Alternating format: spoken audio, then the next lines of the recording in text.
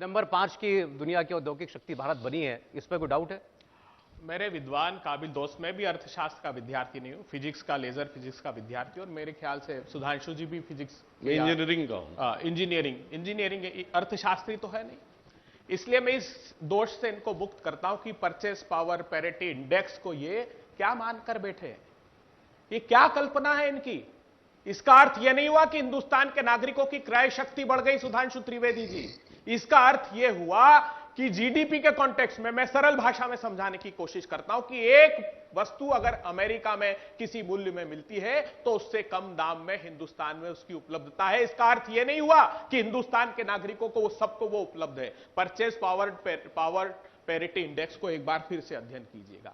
जहां तक मैंने जिन रिपोर्ट्स का हवाला किया है, मैं अप्रामाणिक बातें करने का अभ्यस्त नहीं हूं। भारत सरकार की विभिन्न जो रिपोर्टें हैं, जैसे डाइस का उदाहरण दिया था, तो ये मानव संसाधन विकास मंत्रालय निकालता है, आप जाकर के इस रिपोर्ट को विस्तार से अध्ययन इसका कर लीजिएगा।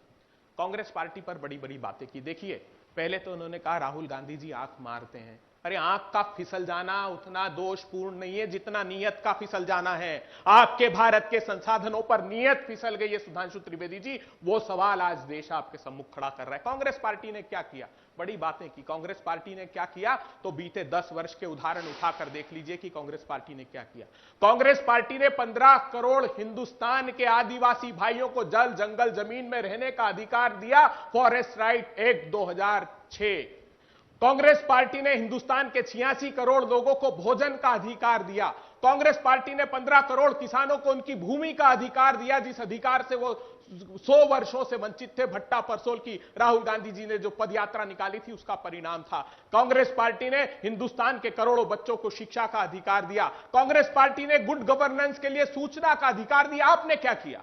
आपने सत्ता में आते ही सबसे पहले मोदी जी ने एक के बाद एक 3 अध्यादेश लाकर किसानों की उस भूमि के अधिग्रहण कानून को बदलने की कुचेष्टा की। राहुल गांधी जी मैदान में आए और वो कुचेष्टा आपकी पूरी नहीं हो पाई।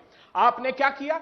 किसानों को कहते रहे प्रधानमंत्री जी, मुझे बड़ी उम्मीद थी क्योंकि मैं भी एक कृषक परिवार से आता हूं, जब प्रधानमंत्री जी पटियाला की रैली में भाषण देते थे, भटिंडा की रैली में भाषण देते थे कि ये सीएसीपी बंद कमरे में मूल्य और लागत आयोग कैसे समर्थन मूल्य तय कर सकता है। बहनों और भाइयों, में आऊंगा और किसानों को उचित प्रतिनिधित्व दूंगा और उसके बाद जो दाम तय होंगे, उसके बाद जो C2 कॉस्ट होगी, वो किसानों का हक होगा।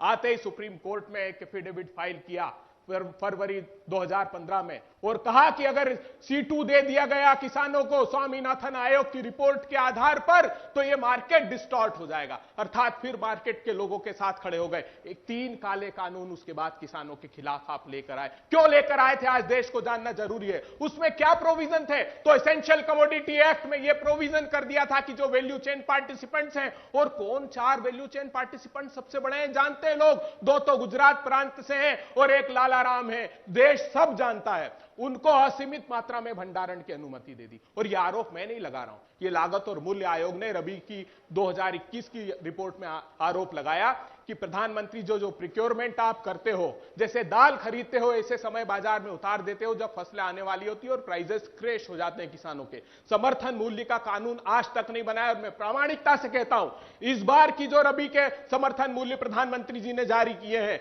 मैं चुनौती देता हूं सुधांशु त्रिवेदी जी, गुजरात प्रांत का जो लागत मूल्य है उसको निकाल लीजिए। उन्होंने प्रधानमंत्री जी को सीएसीपी को रिपोर्ट भेजी थी, उसको मानने से इन्होंने अस्वीकार कर दिया। जितना एमएसपी तय किया है उससे अधिक लागत गुजरात प्रांत ने बनाई थी। तो किसानों के साथ ये दुर्व्यवहार करना बंद कीजिए। आखिरी 2 बातें। प्रधानमंत्री जी ने कहा था कि जो देश पर महंगाई का बर्डन है उसके मुख्य 2 कारण हैं।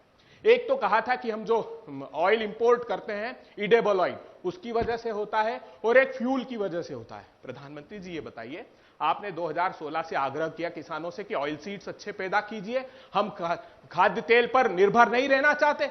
उन्होंने तो 13 से 25 मिलियन टन का प्रोडक्शन कर दिया। फिर वो 2 कौन बड़े व्यापारी थे जो आखिरी प्रेस कॉन्फ्रेंस रामविलास पासवान जी ने लेकर आगाह किया था कि तेल के दामों में आग लगने वाली है, जिनकी वजह से खाद्य तेल इतना बढ़ गया। आपने 56 लाख मैट्रिक टन पेट्रोलियम जो क्रूड ऑयल का इंडिजीनियस प्रोडक्शन था वो कम किया। 2017 में आपने कहा था धर्मेंद्र प्रधान जी ने कि हम एक ऐसी पॉलिसी लेकर आए हैं पहली बार कि जिससे इंटरनेशनल मार्केट में अगर क्रूड ऑयल के प्राइसेस कम होंगे तो सीधे सीधे जनता को ट्रांसफर करेंगे, और अगर बढ़ जाते हैं तो जनता पर उसका बर्डन नहीं आएगा। वो डायनेमिक फ्यूल प्राइसिंग पॉलिसी, उन्होंने ये उनसे पूछा गया कि इसका फायदा बताइए, तो उन्होंने कहा आने वाले समय में देखने को मिलेगा। अरे $20 पर बैरल तक जब हो गया क्रूड ऑयल, तब भी आपने दाम कम नहीं किया और 27 लाख करोड़ रुपए भारत की जनता की जेब पर डाका डाला और 100 रुपए के पार पेट्रोल और डीजल पहुंचा। चलिए ठीक है। इंडिया टीवी हर वक्त हर जगह डाउनलोड करने के लिए सर्च करें